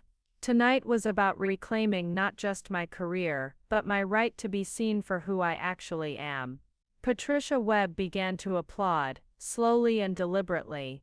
The sound was picked up by others until the entire ballroom was clapping, not the polite corporate applause of earlier announcements, but something deeper, more personal. "To the women in this room," I said as the applause died down, "I hope tonight serves as a reminder that your expertise doesn't disappear just because someone chooses not to see it. Your achievements don't become less significant because they're inconvenient for someone else's narrative." And to everyone else, I hope tonight demonstrates that innovation and leadership can come from the most unexpected places. Sometimes the most revolutionary solutions are created by the people you've been systematically overlooking. I stepped back from the microphone and walked down from the stage, but instead of the isolation I'd felt earlier in the evening, I found myself surrounded by colleagues, peers, and industry leaders who finally saw me as I'd always been, not Kyle Sampson's supportive wife, but Amanda Reynolds, CEO. The Christmas party continued around us, but it had become something entirely different from what anyone had expected when they'd arrived. It had become a celebration of visibility, authenticity, and the courage to claim your own worth in a world that prefers you to remain conveniently small. As I accepted congratulations and discussed future collaborations with executives who had ignored me hours earlier, I realized that the woman who had once poured coffee while being dismissed as just a pretty face was gone forever. In her place stood someone who would never again allow herself to be smaller than she actually was. The 42nd floor of the Global Commerce International Tower in Manhattan offered a view that stretched from Central Park to the Hudson River, a daily reminder of how far I'd traveled from that Christmas party in Minneapolis. My corner office was everything I'd never dared to imagine when I was sitting in the wives' corner, making polite conversation while my husband claimed credit for my innovations. "The quarterly numbers are exceptional," Miranda Holloway said, setting the reports on my desk. She'd followed me to New York after accepting a position as my chief legal counsel, bringing with her a fierce intelligence that had been wasted on charity event planning. "The innovation division has exceeded projections by 42%. And the Henderson retail expansion, ahead of schedule and under budget. They're already requesting our next-generation algorithms for their European operations." Miranda's smile was genuinely pleased. "It's remarkable what happens when innovation isn't constrained by people who don't understand it." I nodded, reviewing the financial summaries that represented not just corporate success but personal vindication. The company I'd built in secret had become the foundation for something even more ambitious, a division that was reshaping how Fortune 500 companies thought about supply chain management. "Any word from Minneapolis?" Miranda asked carefully. "Ryan Miles sent a note last week. Holloway Industries is implementing our systems company-wide. Apparently they finally realized they needed expertise rather than assumptions about expertise. And Kyle," I looked up from the reports considering how to answer. The question had become less painful over the months, though it still carried the weight of 5 years that had been both wasted and necessary for bringing me to this moment. "Kyle started his own consulting firm," I said finally. "Small scale, regional clients, actual implementation rather than borrowed theories. From what I hear, he's doing well by learning to work within his actual capabilities rather than claiming expertise he never possessed. That's surprisingly mature of him." "Failure has a way of forcing growth," I replied. The Kyle who was exposed at the Christmas party couldn't have survived in his old role. The man he's becoming might actually build something sustainable. Miranda nodded thoughtfully. "Do you ever regret how it ended? The public nature of it, I mean?" I considered the question while looking out at the Manhattan skyline. 6 months ago, I'd been invisible, professionally erased, accommodating assumptions that diminished everything I'd worked to build. Today I was running a division that employed 300 people and generated revenue that exceeded most mid-sized companies. "I regret that it took so long," I said finally. "I regret the years I spent making myself smaller to accommodate someone else's limitations. But the ending itself, no. Some truths are too large to be revealed quietly." The industry certainly took notice. Harvard Business School wants to do a case study on the evening. They're calling it the Christmas Party Revolution. I laughed, a sound that had become easier over the months. "Let them. If it helps other women recognize that their expertise doesn't disappear just because someone chooses not to see it, then maybe something good came from the worst evening of Kyle's life." A knock on my office door interrupted our conversation, and my assistant announced that Patricia Webb had arrived for our monthly strategic planning meeting. Patricia had become not just a colleague but a mentor, someone who understood the unique challenges of being a woman in an industry that preferred to overlook female expertise. "Ready to change the world?" Patricia asked as she entered, carrying the latest research from our development team. "Again?" I replied with a smile. I thought we did that last quarter. Last quarter was just the beginning, Patricia said, spreading diagrams across my conference table. Wait until you see what we're planning for next year. As we dove into discussions of next-generation technologies and strategic implementations, I felt the profound satisfaction that comes from being seen, recognized, and valued for who you actually are rather than who someone needs you to be. The woman who had stood in the wives' corner, dismissed and diminished, was gone forever. In her place was someone who had learned the most important lesson of all: never let anyone convince you that you're smaller than you actually are. And when you finally step into your power, make sure you hold the door open for others who are still finding their way. 3 weeks later, I was reviewing contracts in my office when Miranda knocked and entered with an expression I'd learned to recognize as significant news. "There's someone here to see you," she said carefully. "No appointment, but he says it's important. Kyle Sampson." I looked up from the documents, feeling a familiar tightness in my chest. 6 months had passed since that Christmas party, 6 months since I'd walked away from a marriage that had never really existed. I'd assumed our paths would never cross again. Did he say what he wanted? Just that he was hoping for a few minutes of your time. He looks. Miranda paused, searching for the right word. Different. Humbled maybe. I considered refusing. My life had moved forward with remarkable momentum since leaving Minneapolis, and I'd worked hard to build something that existed entirely separate from the woman I'd been when I was married to Kyle. But curiosity won. "Send him in," I said, "but stay nearby." Kyle entered my office, looking indeed different from the confident networking executive I'd left behind. He was thinner, his expensive suit replaced by business casual clothing that suggested a more modest professional circumstance. Most notably, his demeanor had lost the aggressive certainty that had characterized him throughout our marriage. "Amanda," he said, remaining standing near the door. Thank you for seeing me. "I know you have no reason to. What can I do for you, Kyle?" He looked around the office, taking in the Manhattan skyline view, the awards on the walls, the obvious markers of success that dwarfed anything he'd achieved during our marriage. "I wanted to apologize," he said finally. "Not for the divorce, not for how things ended. You were right about all of that. I wanted to apologize for the 5 years before that." I studied his face, looking for signs of manipulation or self-serving motivation. Instead, I saw something I'd rarely encountered during our marriage: genuine humility. "Go on," I said.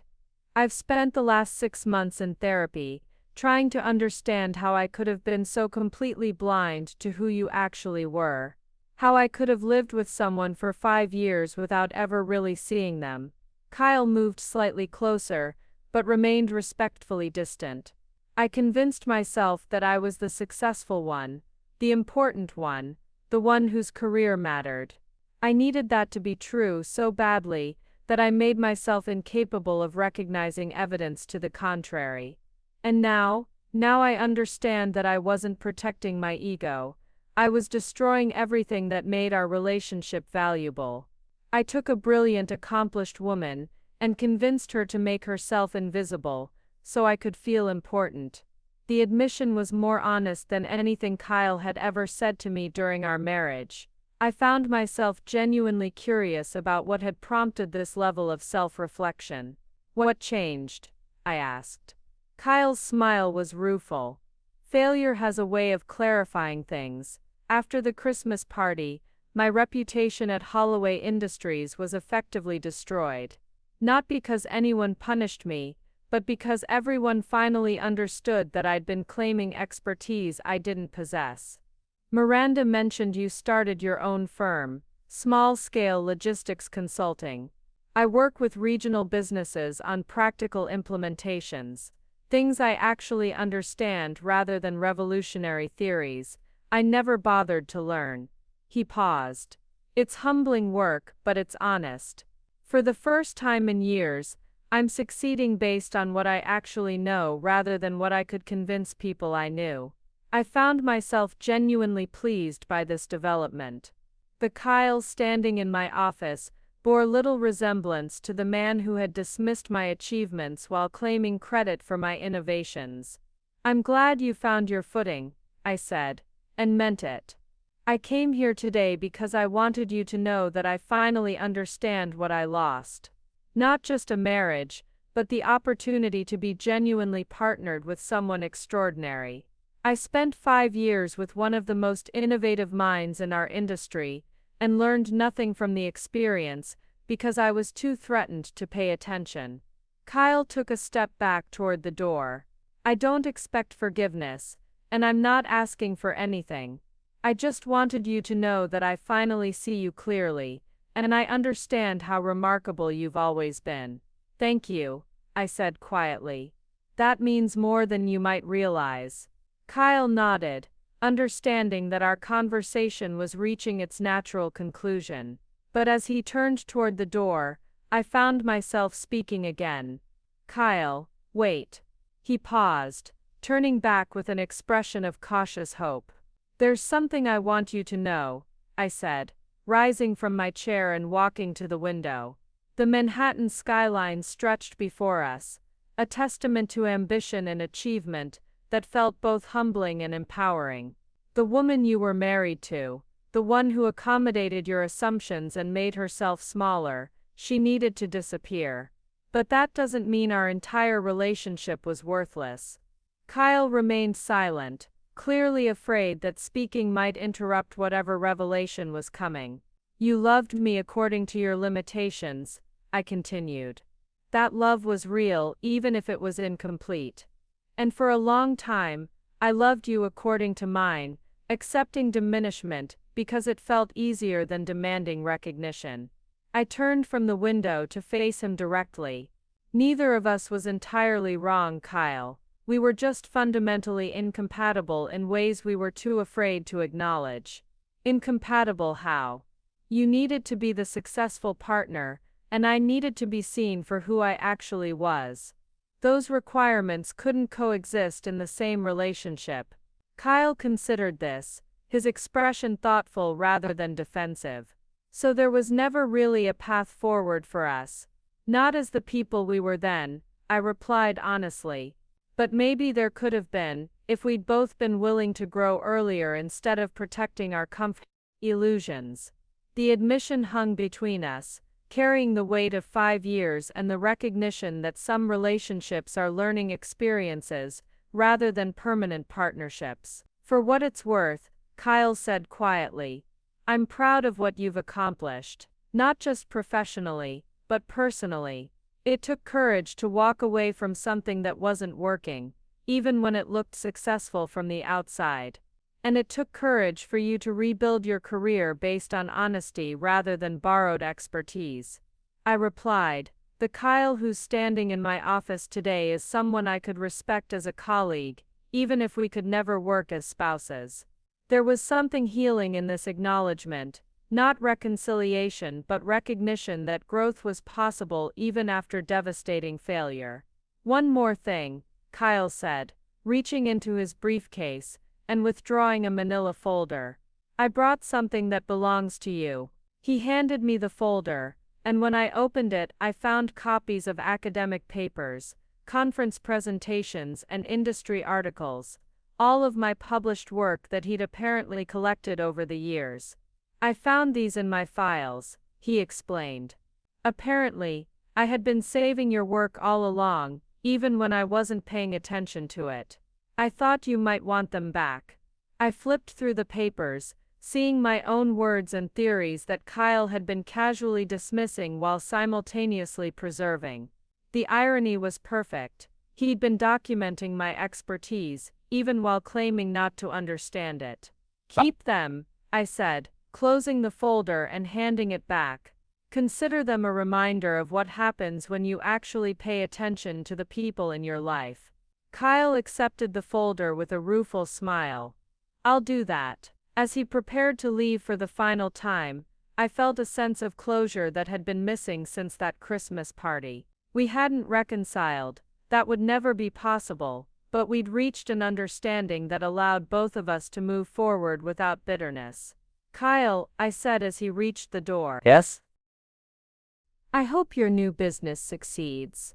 Not because I forgive you, but because you deserve to build something based on who you actually are, rather than who you thought you needed to be. Thank you, Amanda, for everything. Even for the Christmas party. Even for the Christmas party.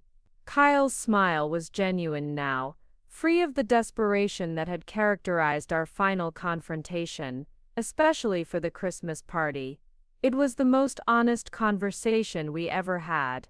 With that, he left my office and my life for the final time, leaving me alone with the view of Manhattan and the recognition that some endings are actually beginnings in disguise.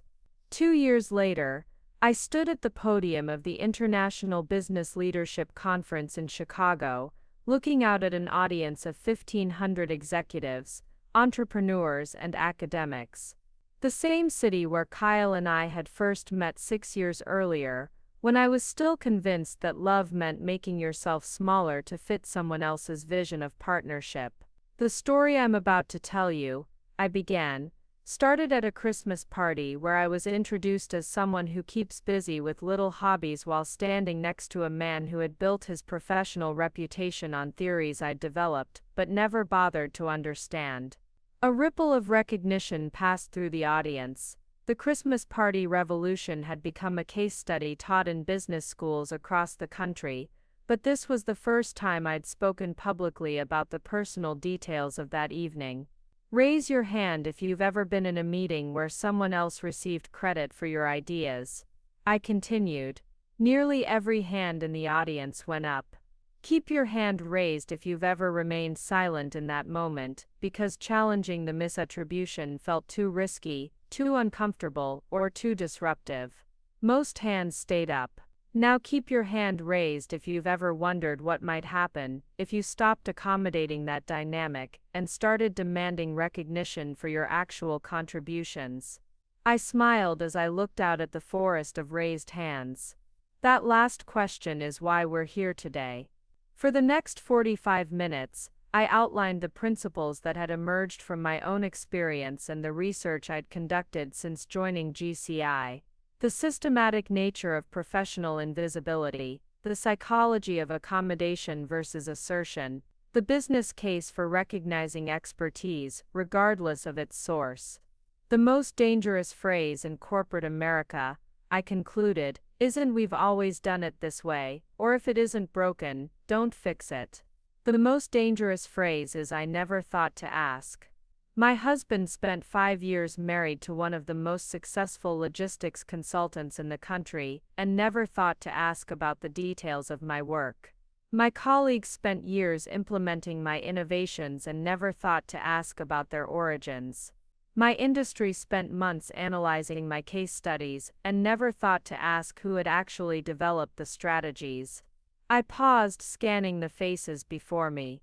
The question isn't whether there are brilliant, innovative people being systematically overlooked in your organizations. The question is whether you're thinking to ask who they are. The applause was immediate and sustained, but I held up a hand for silence. There's one more thing I want to share. Last month I received a letter from a woman in Portland who attended a leadership conference where I'd spoken about professional visibility. She wrote to tell me that she'd finally found the courage to correct her boss when he presented her marketing strategy as his own insight during a board meeting. The result, she was promoted to creative director and given a team to implement her vision company-wide. Her boss, interestingly, was also promoted to a role that better matched his actual skills in management rather than creative development.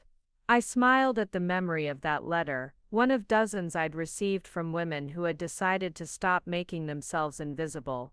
That story illustrates something crucial: recognizing expertise doesn't diminish other people's contributions. It simply ensures that credit goes where it belongs, allowing everyone to succeed based on their actual capabilities rather than borrowed authority. My ex-husband Kyle is now running a successful consulting firm in Minneapolis, building his reputation on honest expertise rather than claimed innovations. Our divorce didn't destroy his career, it forced him to discover what he was actually good at. Sometimes the most important thing you can do for someone is stop enabling their professional dishonesty. The audience erupted in applause again, and this time I let it continue until it died down naturally. 3 years ago, I was standing in a hotel ballroom, dismissed as a corporate wife with little consulting projects while my own innovations were being presented as someone else's insights. Today, I'm running a division that's reshaping how Fortune 500 companies think about supply chain management. The difference wasn't just about claiming recognition for my work. The difference was about refusing to be smaller than I actually was. I stepped back from the podium as the audience rose in a standing ovation, but my thoughts were already on the conversations that would follow, with executives who had brilliant people in their organizations that they'd never noticed, with women who were tired of being professionally invisible, with leaders who were ready to ask the questions they'd never thought to ask. Up next, you've got 2 more standout stories right on your screen. If this one hit the mark, you won't want to pass these up. Just click and check them out. And don't forget to subscribe and turn on the notification bell so you don't miss any upload from us.